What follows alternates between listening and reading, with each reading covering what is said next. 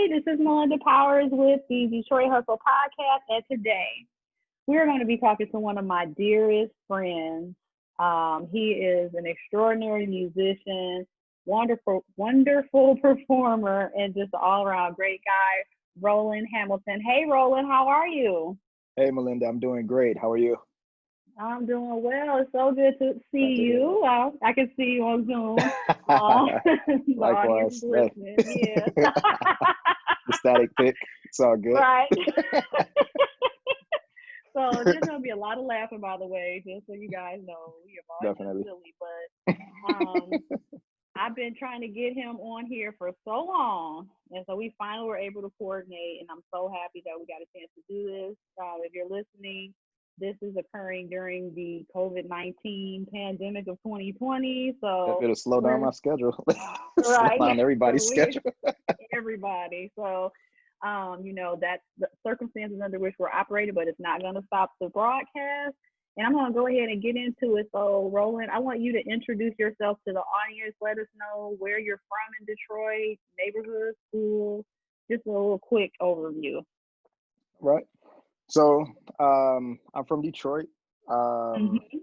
Went to Cass Technical High School, which was actually my dream high school to go to. My mother had talked about it, and even before I knew like the entire legacy of Cass Tech, my mother and father just kind of always let me know how good of a school, how great of a school it would be, and how it would change my life and propel me into the future. Mm-hmm. Um, I know I had initial plans to go to Davis Aerospace, which I was actually accepted into because of my love for airplanes. So in my mind, I was toying back and forth with going to a flight school because I Mm-hmm. wanted to go to the Air Force and become a pilot, which I still will be getting my pilot's license. I want to start that as soon as this Oh, quarantine is okay. over. So you Cool. see the plane right up there. Like I haven't Yeah, lost I my see that. love for aviation. Cool. So I mean, but I listened So to my what back mom us up and before cast too, before you after you're done. mhm. Okay. I'll say that one more time. I think I No, I misheard you. said back up before cast once you finish that because we wanted to begin from the very beginning. Okay. Yeah. Well, And I can edit um, this, it's no problem. okay. We'll take out that part I just said I listened to my mom Right. because I listened to another All story. right, cool. It's not a bad thing, but I just want to take it someplace else. Right. Okay, so shut Like, damn it. up. No. All right, so Oh my God. welcome everybody. We're laughing. All right, so tell us where you got your start. Give us an introduction of where Roland Hamilton got his start and his beginning. Okay. Well, my beginning in Detroit, just going back to my childhood, kind of, I developed a passion for music very early on.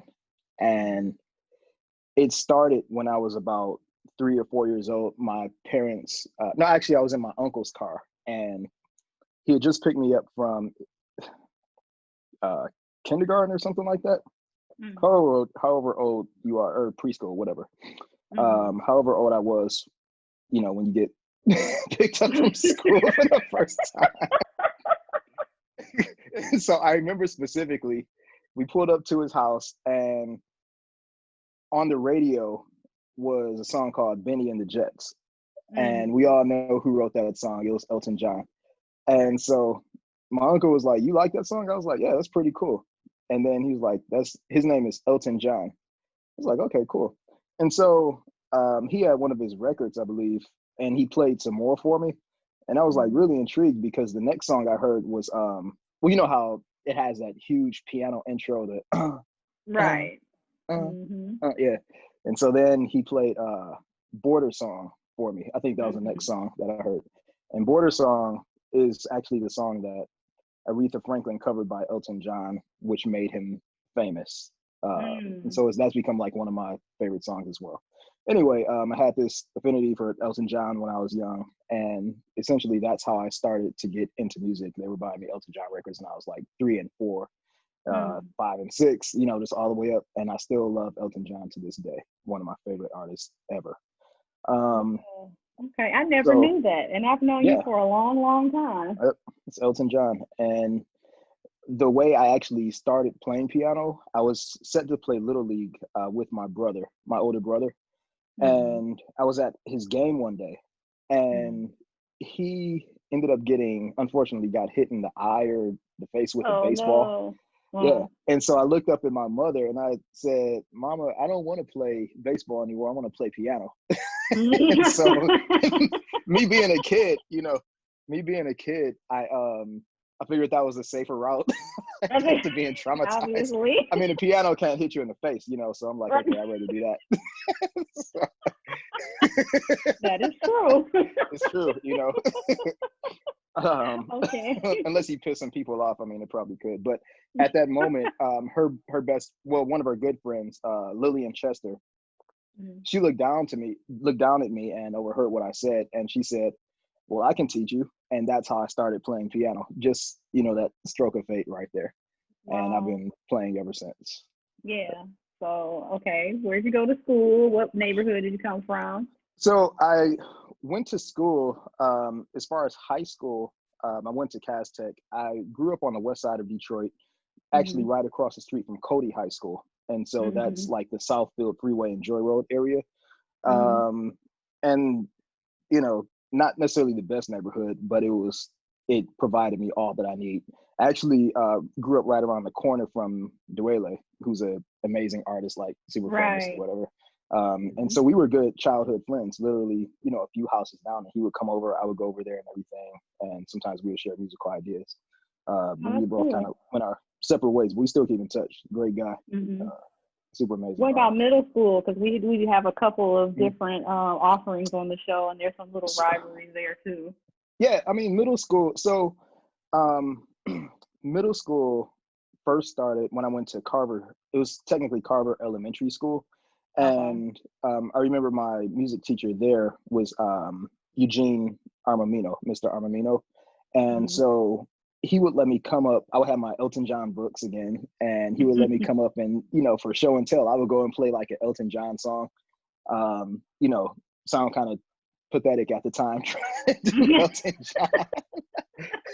But I would still, I mean, the passion was like right there, Right. and the drive was there, and he saw that in me, and um, yeah, that was from fifth to seventh grade, and then after that, I went to Drew Middle School, and at Drew is where I kind of got more of my desire to go into aviation because they didn't Mhm. have a music program. Like I did absolutely no music inside the schools for that entire eighth grade year. Wow. But I was heavy into science. I was heavy into I went to a ton of different science programs. I was in Mhm. DAPSAP, which is Detroit Area Mhm. Pre-College Engineering Program. I did that through actually starting at Carver all through Drew. I did that, won different science fairs, and was going up to U of M for the aeronautics program and all that stuff for the summer thing. And it was, Hmm. that just like heightened my sense of wanting to go to the Air Force and come out, and go into Davis Aerospace.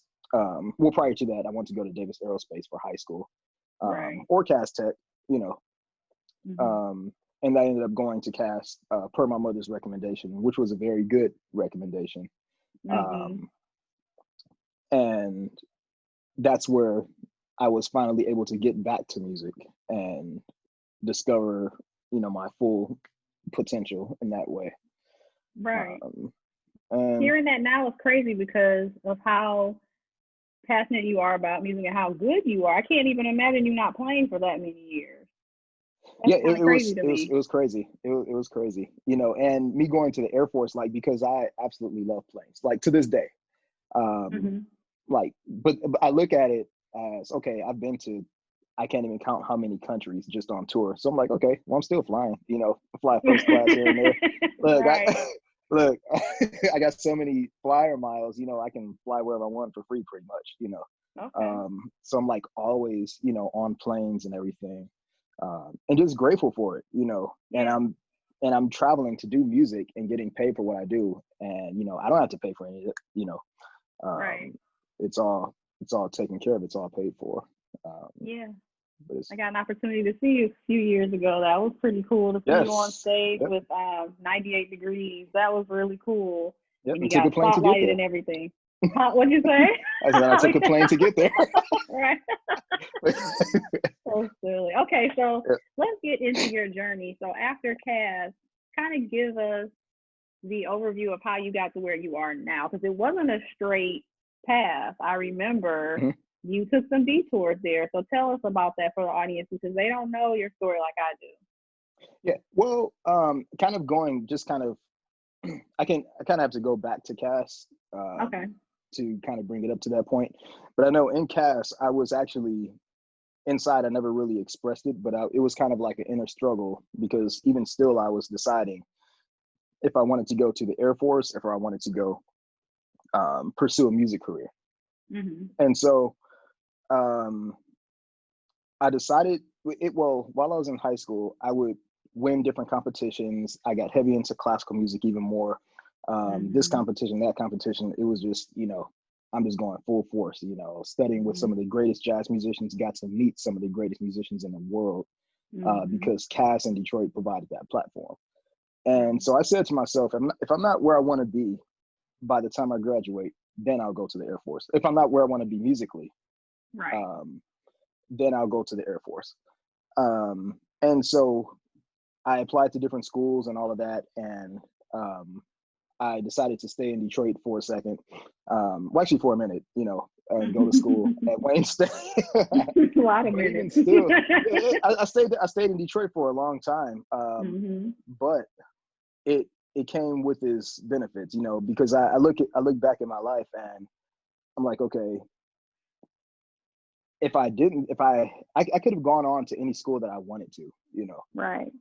but there's no guarantee that I would be in the position that I am now, which Right. is, or I would have done what I've done, so far. So Hmm. everything in life, it happens for a reason, Yeah, uh, definitely. and even while I was there in Detroit, um, I taught for Detroit Public Schools as Hmm. an accompanist. I worked there as an accompanist and started teaching at Denby High when I was 21. And so you can Hmm. imagine what that was like, I'm like, you got to fight off teachers and students, I mean, because the students, I mean, they didn't even know I was a teacher, and the teachers didn't know I was a teacher, and so they're like, okay, like who is this guy? Teachers up there telling me to get to class, and students are like, Hey, can I get your students are like, number? hey, do you want to go smoke some weed or something like Right. that? So it's just like this balancing act, and I'm just like, yeah, I have to. It taught me how to juggle and mature in a certain type of way, um, because you had to earn the respect of the students and you had to earn the respect of the teachers. And the one thing that got me the respect that I needed, besides me carrying myself in a mature way, was the fact that I was very good. Well, I believe I was very good at what I did musically. And so that's what got people's attention, and that's what got people to respect who I was, teachers and students alike. Um, and teaching at Detroit Public Schools was such a gratifying experience because I was able to get, excuse me, I was able to get scholarships for students that had never played the piano before, and I was able Hmm. to get them full scholarships to college, for Wow. music, and that's like that makes it all worth it. And Hmm. during that time, also, I was the accompanist for the Michigan Opera Theater, and that's excuse me, that's one of the opera theaters that people, I mean, they like some people wait their whole lives to get in there. And I was pretty fortunate because I didn't have to audition. They called me to, do that. Hmm. I MD'd for a pretty big church, their Trinity Baptist Church, for a good number of years. For the audience, can you tell them what MD is? So MD is basically music director. It's Okay. the musical director for that church, which is a pretty big Baptist church. And I remember my our late band director Benjamin Pruitt. We were Hmm. in I was in high school, and they had I think it was Howard's choir came to sing, Hmm. and he was like, well, I don't. He was like, Roland, I don't think you should sit this one out. You need to go in there and listen to this choir. And I was like, I hate gospel music. I'm not trying to play no gospel music. And so he looked at me. He was like, go get in the go get in the auditorium right now and listen to them. He's like, you never know. You may be directing a choir one day. I'm like, I'm not directing no Wow. Wow. Foreshadowing, huh? Right, exactly. But like since then, I mean, all while I was in Detroit, I mean, since then I had played for the Clark sisters. I MD'd at a church, played for Rance Allen, played for like a ton of different people, Mm-hmm. and directed a huge choir. Like my choir before I left was about 100 voices, the mass choir, and Wow. so I did that for a number of years. Hmm. And so that was very, very amazing. And when I left and decided to go to LA, like it was, that was my family, and I felt like I was leaving them behind. Yeah, yeah. And what But, year did you finally go to LA? Because I thought you were going to go right after high well, school. it was LA. So here's the thing with LA, it was never my desire. What actually, no, let me not say that. It was my desire to live in LA, but musically, I didn't know where I was going to fit in because I was so heavy into jazz and Broadway, and I knew that New York was where that was at. Right. So I wanted to live in LA, but have a New York life, a New York career. Okay. And I mean, LA, I mean, it does have a jazz scene, and the jazz scene is getting better, but it's nothing like New York. Everybody knows that New York is like the mecca. Right. You're going to do straight ahead jazz. But I was classically trained, um, and I wasn't heavy into keyboards or anything. I didn't like electronics, none of this. Hence all the keyboards in the background. For those of And you they're more in the listening, you can't closet. see them. It's a ton of them around here. Like you just see these Uh-huh. few or whatever right there. Um, so I was all acoustics. I didn't like electronic music. I didn't like anything that had to do with wires and cables unless it was a microphone mic in the piano, or a vocal Right. mic or something like that. Um, I decided to come to LA in 2013, but prior to that, I was still touring with New York, and even still backing up to Detroit. Hmm. I had made it. I was still doing what I wanted to do, but it was on a smaller scale. Like I still got to travel. I still got to perform. I had gone out the country to perform and done this and everything. I was still traveling and performing, but I made Detroit my hometown. And I Hmm. decided that I wanted to do what I was doing just on a larger scale. I wanted to be where the big tours popped off. I wanted to, you know, um, play with this artist and play in front of hundreds of thousands of people and all of this. I played like all the jazz clubs in Detroit. I played in jazz clubs in New York. I played, jazz venues here and there. And I still think my most amazing experience was playing with my hero, Mogu Miller, the late Mogu Miller. Hmm. In Hmm. 2010, he was the artist in residence for the Detroit Jazz Festival. Hmm. And he was set to do um, a, they asked him to do a duo piano concert, and they told him to pick a Detroit artist that he would love to do a duo piano concert with. And he chose Aretha Franklin. And Mm. so he actually got in touch with Aretha Franklin, and Aretha Franklin didn't know who he was at the time. And so Margaret Miller, he's probably the most influential jazz pianist of his generation. Hmm. You know, he was absolutely amazing, and still like affects people today with his music. Hmm. And we had been good friends for like a good 12, 13 years or whatever. I was still in high Hmm. school. No, I was in college when we met. And Hmm. so he Aretha Franklin had turned down the invite to do a duo piano concert with him. This was at the Detroit Institute of Arts, and so she said, "I'll much rather sing while you play, and we can do it Hmm. that way." And so the people at the jazz festival, they said no, they wanted to have a duo piano concert, and so they asked Margaret like, "Well, who else do you know in Detroit that's capable of like, you know, doing that with you?" And so he said, "Well, there's this young cat there named Roland Hamilton," and Wow. and so I got the call, and I looked at the phone. I'm like, "This serious?" you Right, know. right. And so Mogu, I mean, we would talk all the time, but he didn't tell me that he did that. He wanted it to be a surprise. Oh, Um, wow. and so it was a surprise, all right. And I didn't Definitely. sleep that whole night. And so we ended up doing a dual piano concert. and people still talk about it to this day as being like one of the best performances they've ever seen. It was Wow. just me and him, guru and disciple basically. And I was a nervous wreck because it's like, here you have one of the greatest musicians in the world, that's ever Mhm. lived, one of the greatest pianists, and my hero and many other people's hero. Right. Um, and he chose me. He could have chosen anybody in the world, to do that. Mhm. And he chose me. And that's one thing that sticks with me. It stays in my heart. And yeah, that's one moment I'll cherish forever. Out of all the things that I've done, all the artists I played with, that one still reigns supreme for me.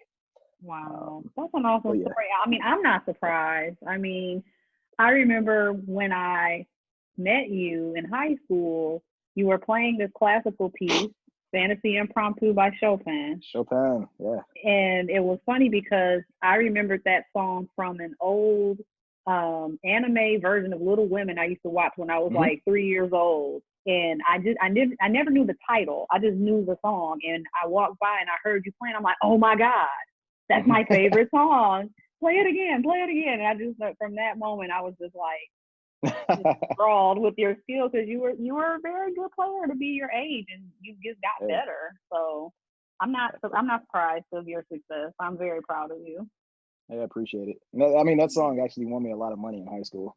Yeah, I did. I My remember. first competition, it But was the Shrike interlocking, right? competition. Yep, it got me a full Yeah. scholarship up to Interlochen Arts Academy. That one song, and I Hmm. played it. It was funny because I had been practicing that song, and I didn't know how to approach it, and so I've been Hmm. practicing the song for like 7 years, and just didn't know how to get off the first page. But it was when I got my next teacher, Arthur LeBrew, God rest his soul. Hmm. I Um, remember.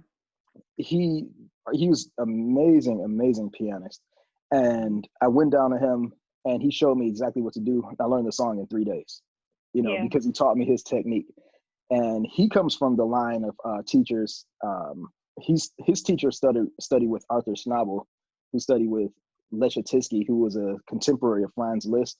And they come Oh from the lineage of wow. Beethoven. Yeah, they come from the lineage of Beethoven. So that's he like, Yeah. I was getting that lineage right there. So he taught me all about technique, how to have fast fingers and everything. And like his Hmm. technique is what I use today. Like every piece, every time I solo, every time I improvise, I'm using the techniques that I learned from him and everything. And I have a lot of people asking me like, well, how do you play fast? How do you play clean? How do you do X, Y, and Z? Um, and I owe that to him, even Hmm. perfecting my sight reading skills, I still use that today. Yeah. Um, it's my first gig out in LA was reading music, just sight reading and Mm. everything. Like, and Wow. I had to do score writing and everything, that was, Hmm. if I didn't have that training, under him, I probably wouldn't be able to do that, and I wouldn't work as much as I do now. Well, nobody's working now, but you know what I mean. It's quarantine. Prior to the quarantine. Well, I am. I'm working from Well, home, I and am too. let me I'm tell working you. now too. I still am working, but not in that Uh-huh. capacity. But I still am working doing music, gratefully, Right. Right. I gratefully. know. I'm Because a lot of very my friends, grateful they for are not. that. Yep. Yeah, it's rough.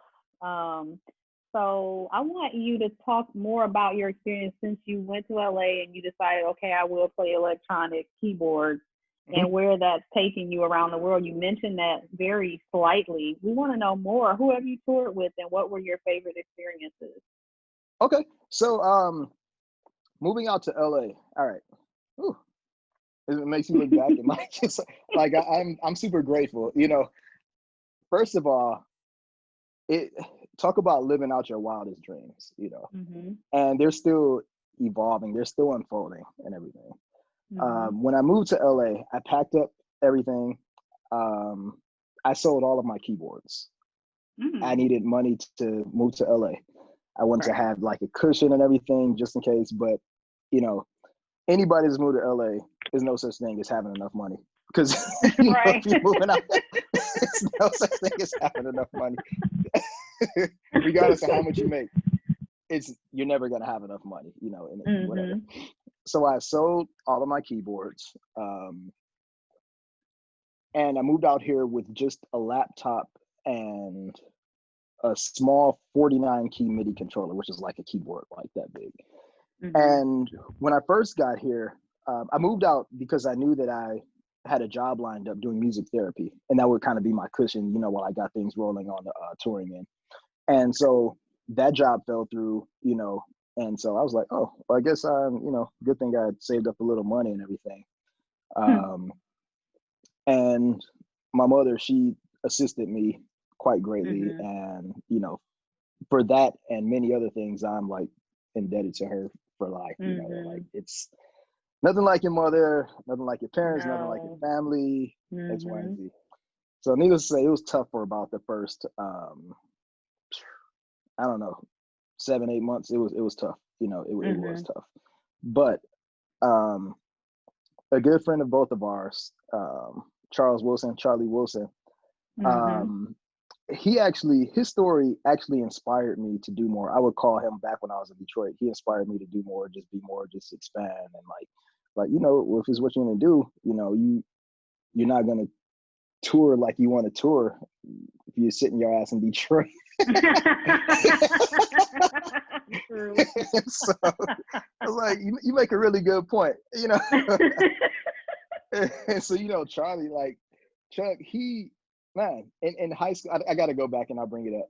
But in back in high school, we were kind of like friends, but internal rivals. I remember. We would study with the same teachers. So we've heard some of this. Okay, so yeah. Your side.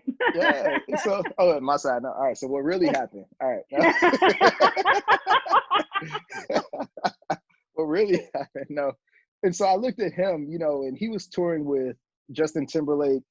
He did Rihanna, John Mayer, and everything. Nobody big. Nobody. I know. Yeah. Nobody. Nah. And so that was inspiring to me. I'm like, okay, and I remember one thing he said, and one thing we agreed on, like our last conversation with each other. He picked me up from school, and I remember I gave him some Oscar Peterson transcriptions that I wrote out, which I never got back, by the way, Chuck. And in the van, we were talking. He came on my house, and in his van or whatever, we were talking about, okay, so what's gonna happen if I make it first? I'm gonna come back and I'm gonna hook you up. And then I was like, deal. Like if I make it first, come back and I'm gonna look out for you. And that was it. We left on those terms and everything. So I think we both made it equally in our own regard. But in regards to doing the more pop tour and everything, he was on it. Yeah.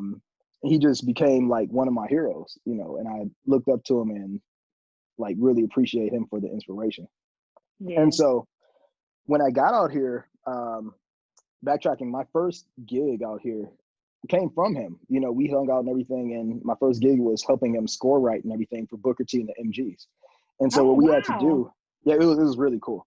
And so he was like, well, this is gonna be an all-nighter, so just like stay up or whatever. So we had to listen to all the Booker T stuff, and for his performance. Yeah, exactly. Yeah, we had to write out.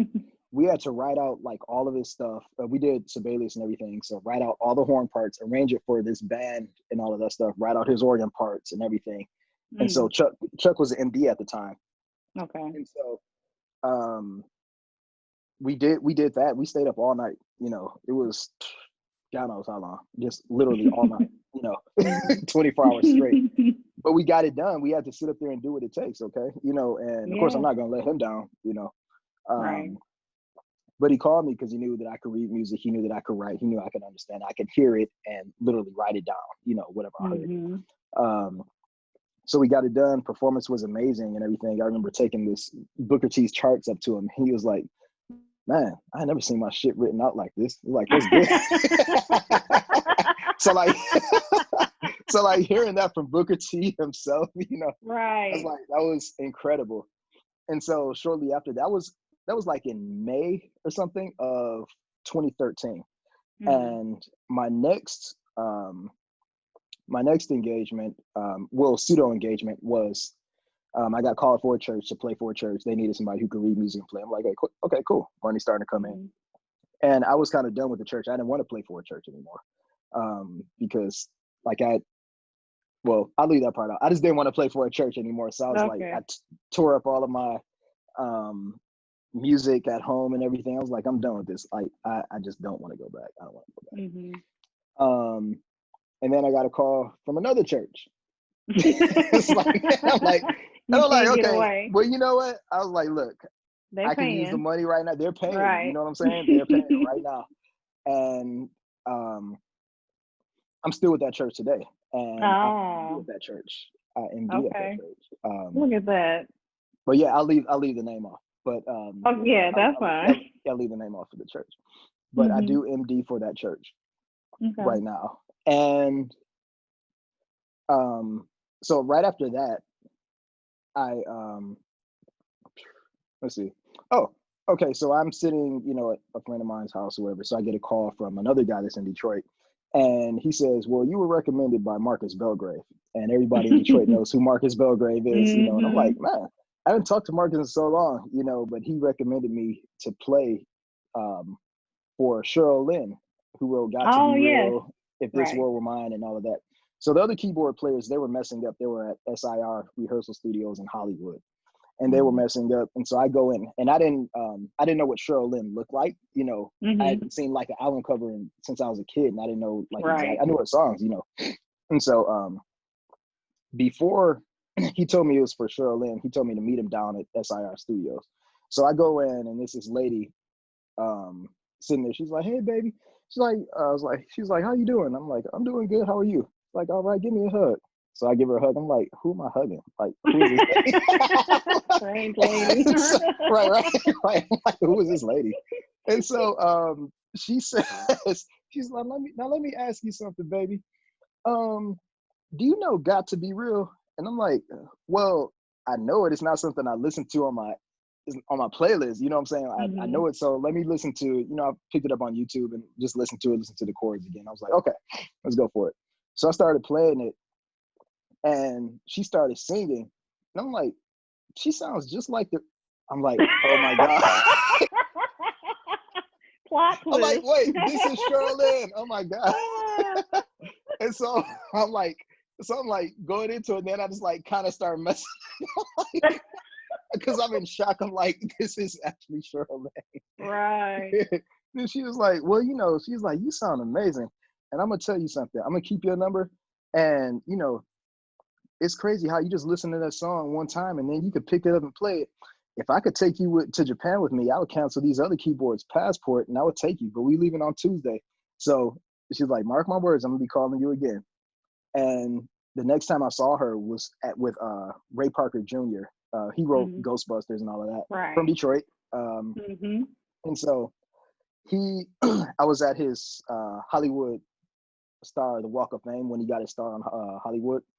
And Cheryl Lynn was there, and I met all the cats from Earth, Wind, and Fire. Like everybody was there, just who's who. And I'm like, I'm actually up here with these people. Bill Withers was there, who just passed away. Everybody was there. Right. And so I saw Cheryl. She was like, "Hey," she's like, "I'm gonna be calling you. I forgot." And that was in 2014 in January. And so then, fast forward to July, she called, and she's like, "Hey, baby, you want to go to Japan?" I'm like, yeah, I want to go to Japan. So she sent me the music, and at that time, I still didn't have any keyboards. I just had that one MIDI controller, keyboard, and that laptop. And I came in there, I learned all her stuff, and came in there, was, switching patches and everything, just doing X, Y, and Z. Had the MIDI controller sounding like a whole orchestra. And she was like, "You doing all of that from that?" And she was like, "Well, I can't wait to see what you do with when you get like 3 or 4 keyboards around you." And so I've been playing for Cheryl Lynn ever since. I've gone to Japan about 10 times, with different artists and everything. So yeah, that was like my first gig. And I played with like local artists and did a couple clubs early on in, LA, just to keep me kind of like going and moving everything. So it was good. It was a great experience. And since then, I've toured with Demi Lovato. I did her world tour, her Neon Lights tour, which was amazing. Met a ton of great musicians from there. I think I texted you were in Australia during that something time. I remember that. Yeah. You're like, send me a postcard or whatever. Right. Never got that postcard. I remember I sent you one from when I was in Switzerland though. That was in high school. It was. No, that was in college. And you sent me one from LA. Yeah, you sent me one from LA too. So I mean, you got more than You're overdue. I You're overdue. wouldn't say nobody else nothing. So Well, that makes me feel special. right. I don't even think my mother got a postcard. Oh no, sorry, mom. I love your mama. All But right, so you've been around the world. Okay, we like it. yeah, Who and else? Were so you gonna name somebody else? I kind of cut you off there. oh no, that's cool. I mean, Demi Lovato was really cool. It met like people that I still keep in touch with to this very day. Some good friends of mine. And that was amazing. I remember one performance that we had. We went to I think we were in Vietnam, Hmm. and so at that time that was like the most people I had played in front of in my entire life. So it was a crowd of Hmm. like 100,000 people, and we're up there Wow. just like just grooving, and all the crowds are like super huge over in Malaysia, Cambodia, you name it. Like we were doing Australia, like just incredible crowds, and it was Hmm. good, just being able to play those songs with such a major artist like that and everything. Hmm. And it was funny, like even she would call people on stage. We were in Singapore, and she would call they couldn't speak English over there. Some of the Hmm. people in the audience, so she called a little girl up to sing a song, and the only words they knew were "Let It Go." They didn't know from Frozen. So, but when they sang it, like they were part of the part of the Disney cast. I like Okay. they didn't know a lick of English, but they knew all the words to "Let It Go." They knew every Wow. single word, and The so power of music, huh? yeah. It's crazy. Um, but since then, I've done like a lot of I play with a lot of people. Demi Lovato. I'm still playing with Jody Watley, who was like my childhood crush. Like Hmm. I never thought I'd be playing with Jody Watley. Um, Hmm. I've toured multiple times with 98 Degrees. Nick Lachey, who's a Hmm. friend of mine. I still keep in touch with him, perform solo stuff with him. Hmm. I just played with AJ McLean from Backstreet Boys. We helped release his solo, was the debut for his country solo album, which was great. Okay. And I got to play with Jimmy Allen and a few other people, Hmm. big country stars on that. Um, You let's played. see Wait, you who were else. on a was it an award? It was an award show a couple years ago, or a few. What was it? Because you put Last it on year, Facebook. yeah, last year I was on the MTV Awards. I played with Lil Nas X. So Yes. I'm currently playing with him. We had things lined up. We were getting ready to do Coachella and everything, but the quarantine came in. Right. Yeah. That Yeah. canceled everything. So yeah, I've done a few performances with Lil Nas X. We did the Oprah show. I mean the Ellen show with Okay. Ellen. Oprah was on there and everything. That was amazing. Yeah, Lil Nas X. Wow. He's an incredible person. Like, and I'm so honored to be playing with him because That's he's made awesome. history. Like, absolutely incredible. Yeah. Just overnight. But the funny thing was with Lil Nas X, I had the first time I heard of him was in April of last year, and his song "Old Town Road" was like becoming like hot shit. It was like the hottest thing, like going on Mhm. um, at that time. And so Nick Lachey, he hadn't heard of it, and I had heard of it like just like in passing. And so Right. Nick Lachey, he does this thing called Music Mondays. And so we were in the studio actually recording. I was with Nick, and we were recording for the Miss USA um, pageant show, Patrick. doing Mhm. like all the music and everything. So we were up doing that. And so once we finished, he was like, "Well, Roland, since you're here, let's just do my Music Monday thing." His little his blog that he does on his IG.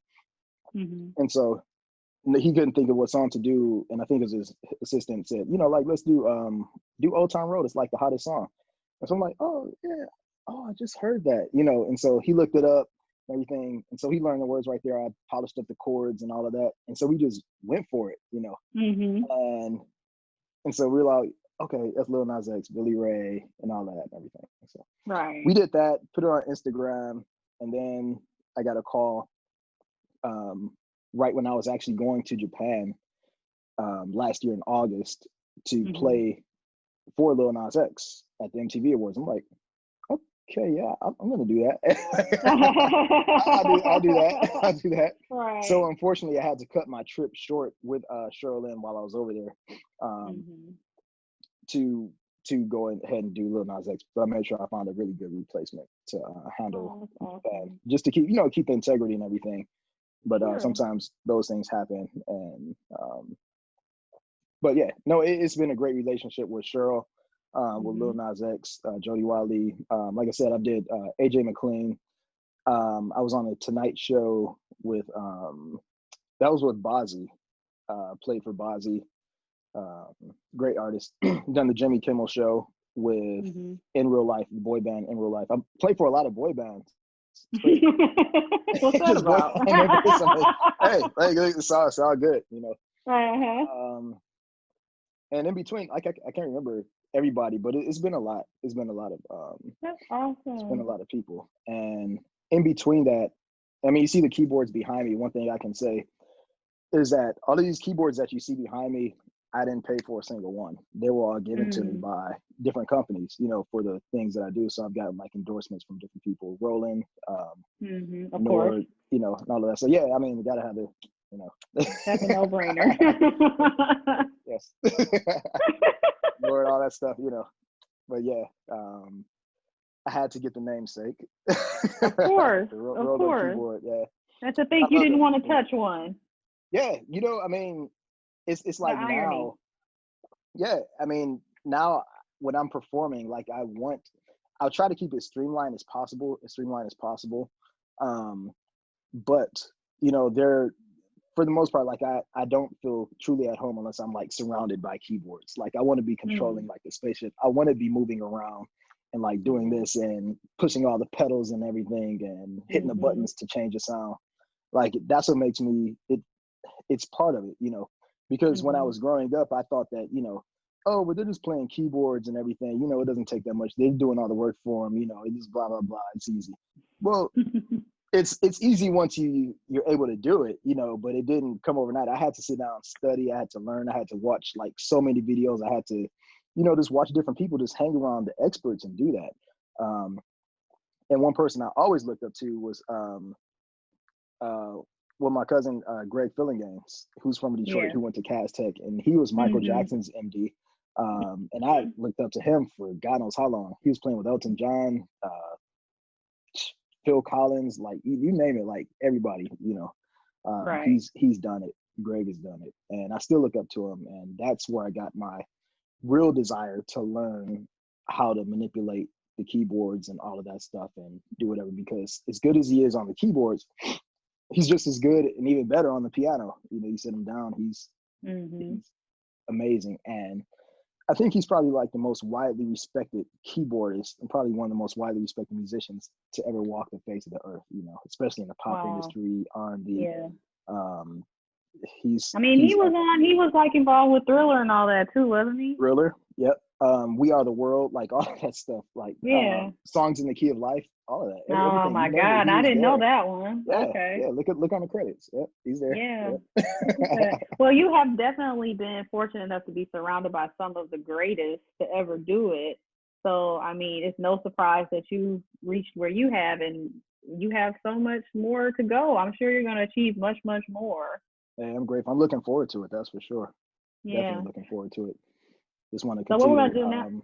touch more No, go lives. ahead. You know, yeah, I just want to Yeah. continue to touch more lives and everything. I mean, that's my goal. Whenever I sit down at the piano, whether it be playing for a soloist at church, whether I'm playing in front of 100,000 people, or wherever, like I want to be able to take people's minds off of their problems. That's what I do. That's what I think Mm-hmm. about. You know, first I'll give God thanks for my gift. You know, I may be giving them thanks while I'm programming, you know, the buttons on stage or whatever. But I always give, I mean, my mother taught me that, you know, always give thanks for the gift whenever you sit down, like give thanks for the gift. Mm-hmm. So I do that, you know, and I do that relentlessly. That's nonstop. And then my next goal is to always, you know, just try to take people's minds off of their problems, whatever they may be going through. Mm-hmm. Even if it's just for that moment, I feel like I've accomplished something. And then ultimately just inspire the world. I get a lot of calls from people, you know, wanting to get insight um, and just advice about moving to LA, Mm-hmm. or just pursuing their career. And you know, I get texts and Facebook inboxes and everything, Yeah. just telling me how inspiring I am. I mean, so that's the gratification right there. If I don't do anything else, I feel like I've accomplished so much just being able to do that and helping people want to be better at their craft, helping them want to do better, be more, get outside their box and all that stuff. So, because I'm certainly grateful for the people that have inspired me to do it, Sure. Yeah. I mean, obviously, because you've done so much with what you've been given. So that goes without saying. And I will say that this is just my moment to kind of puff my friend up, is that even outside of the music, that's your personality. You're always bringing levity to a situation and bringing smiles to people's faces. That's kind of our thing too. Like, I know when I talk to you, I'm going to laugh, and I'm going to laugh a lot. And that's a great thing to know, that to expect from somebody, and it won't be a drag or something depressing. It's like always going to be a good time. So I appreciate you for that. I try to find the joy in every situation, Definitely. It's enough stuff to be depressed about, I mean, even now we're going through this quarantine or whatever. It's like, I look like it's like, man, I'm still working. I still have money coming in. I got all this beauty around me. I have a place over my head. I can still get up and go and drive with a mask on, but I can still get up and go and drive and just look at the ocean. Like, I look at people. I was just driving today out here in California, and I saw like people who are homeless and everything. Just, one man had his pants like halfway down and just crossing the street in the rain. It's like, man, talk about being able to count your blessings, being able to come home to this, I'm eternally grateful, just grateful. And I want to be able to radiate that same joy that I have inside. Not every day is sunny, but I try to dig deep and find it, if nothing else, I try to dig deep and find it and just share it, Yeah. Well, thank you for that. We're going to switch gears now to the more Detroit-centric part of the broadcast. So I'm going to ask you really quickly, sum up, in your experience, what makes the D so special? And this is based on your upbringing, your roots, the support, people that influenced you. I know you kind of touched on some of that, but what makes Detroit so special to you? What makes Detroit so special to me is the drive that they have. Detroit has such a rich musical heritage, and a lot of people think that the musical heritage died with Motown, but a lot of those musicians stayed. You had a lot of artists that left and moved to LA and blah blah blah, but Detroit, the drive, the same musicians that made Motown great still stayed there, and they crafted and they helped generations after them, to want to be more and just do more with their craft and be amazing musicians. Detroit, since it is a cultural arts center, and I really think it's like the cultural arts center of the Midwest and like one of the major ones in the country. I wouldn't say like as big as New York currently and everything, but it's up there. We were provided a platform through Detroit Symphony Orchestra Hall. Detroit Public Schools would often partner with Detroit Symphony Orchestra Hall, and they would bring in artists. Cass Tech would bring in artists to like cultivate, and let everybody, let the young kids and everything see what they could possibly do, and just get a taste of like what it's like to be out there on the road, what it's like to tour, what it's like to be a professional musician. They would come in and talk to us. We would get to play with them, interact with them. And if that's not inspiration, like I don't know what is. That's absolutely incredible. I mean, I met Wynton Marsalis there. I met McCoy Tyner, Ahmad Jamal, all of these great, incredible jazz artists. The Count Basie Orchestra, classical musicians, just countless people. Met Oscar Peterson in Detroit, who was my number one hero, my inspiration. I remember. Oscar Peterson, like that's, I mean, that's the type of inspiration I'm talking about. And just being able to be on stage with these folks, who have like lived through just so many different eras of music. Meeting some of the Funk Brothers and all of that, like it's crazy. So Detroit is just a rich heritage. The inspiration is there, and Detroit always has this passing on the torch vibe. My teacher, Harold McKinney, who is probably one of the greatest jazz pianists ever, he taught me so much. Teddy Harris, Martha Reeves, like all of these people I got to meet and just hang around and just study with. It's that pass the torch mentality, in Detroit, and that's what keeps it alive. And I was grateful to benefit from that. Yep. Definitely. So now's the fun part. We're going to play a little game. It's called the Fab Five. It's a throwback to the old U of M basketball team.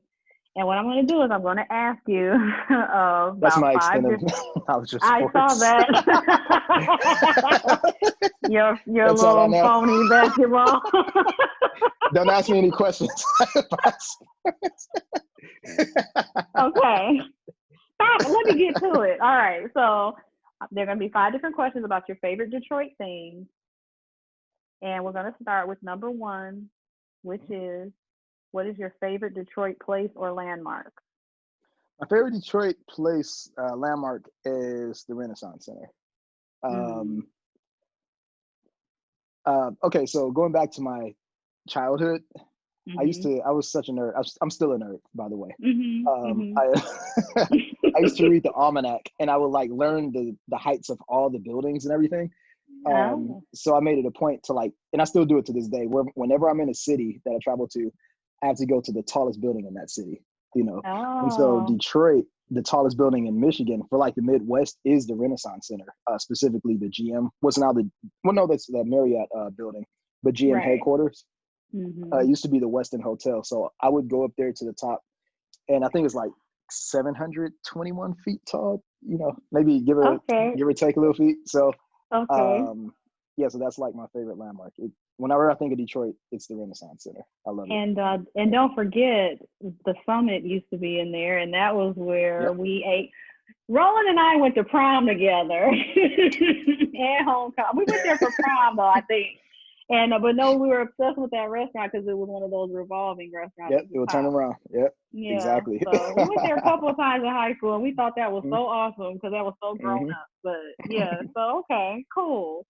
All right, number 2, your favorite restaurant or dish, past or current? My favorite restaurant in Detroit would have to be Pizzapopolis. Okay. Because I have a inner fat boy, his demon is kind of right in the center there.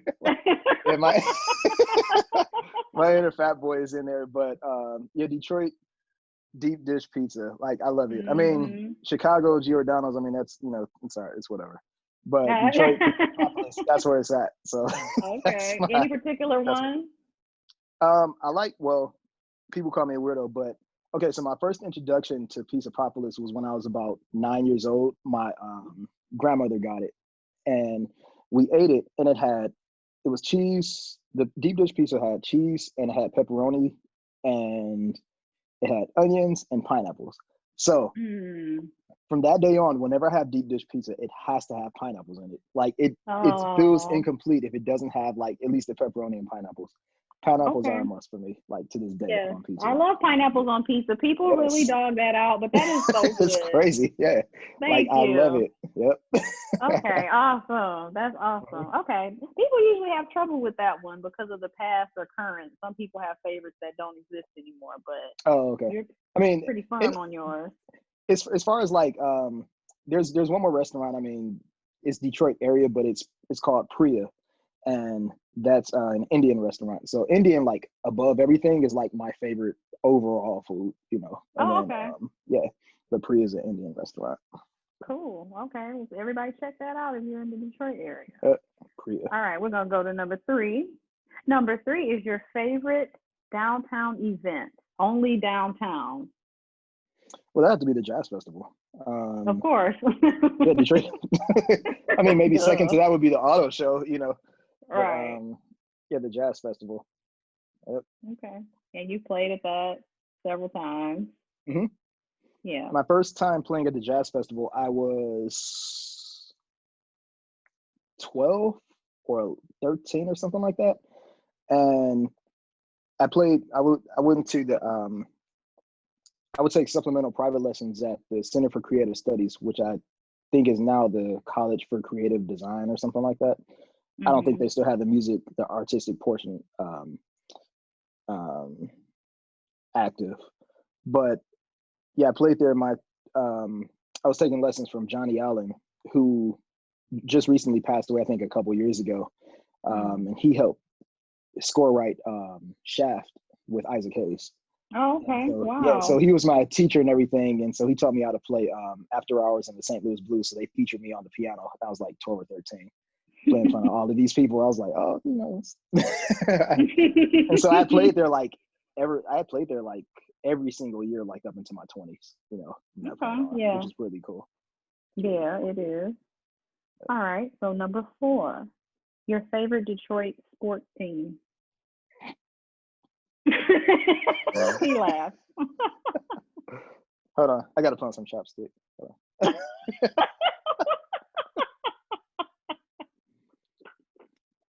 right, there we go. My lips are drying out. It's this weather out here. It's so rainy and everything out here. Favorite Detroit sports team. It's hard because I'm not really into sports, you know. Right. So all of them.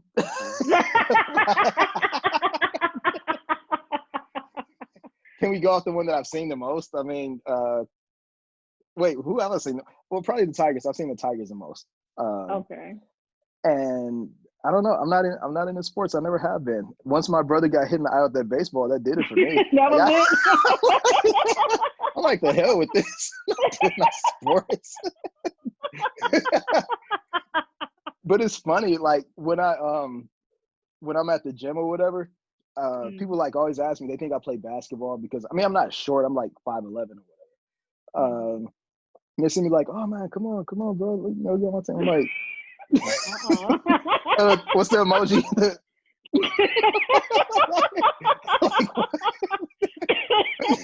Like, are you speaking Chinese? Like, what are you saying to me right now? What are you saying to me right now? Like, I'll play the music in the background while you play.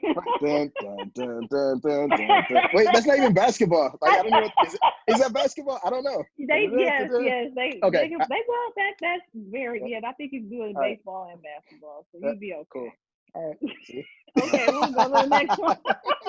Let's carry on next. This is the most unique answer we've gotten. No surprise there. Okay. All right, hey, look. All right.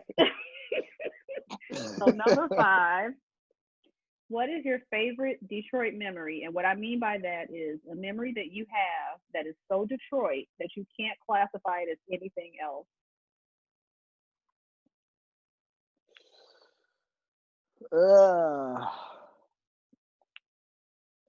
So I have. I don't know. That's tough. Mm-hmm. Because I have so many memories in Detroit and of Detroit.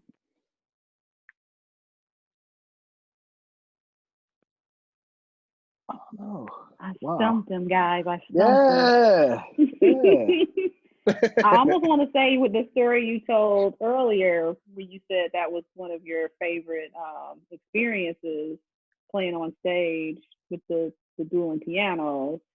Well, that's the first thing I thought of because it is. I mean, it was at the Detroit Institute of Arts, you know, and it's the Detroit.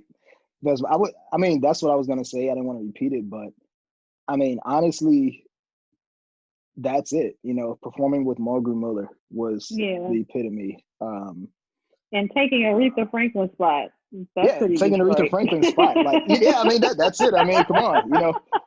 Like who can say that they subbed for Aretha Franklin, right? In a major Not performance, many. You know, not many. You know, I mean, so like that, I would have to say that's it. That's definitely it. Okay. Well, I've never had to help someone with their answer either, but they're the first time for everything. Oh, such a good friend. I know. I tried. Now I'm sad because we're done. This is it. We're done? Yes, you made it. You finally made it. We finally got it done. I am so Yes. glad, and I can't wait to get the feedback from the audience because I think this was a very special broadcast, not only because Hey, you're my buddy, but because you have a great story to tell. So thank you so much again. I really enjoyed it. Enjoyed having Really enjoyed same here. I was just saying the same thing. So it. everybody, we'll catch you next week on the next installment of the Detroit Hustle podcast. Yes. Bye.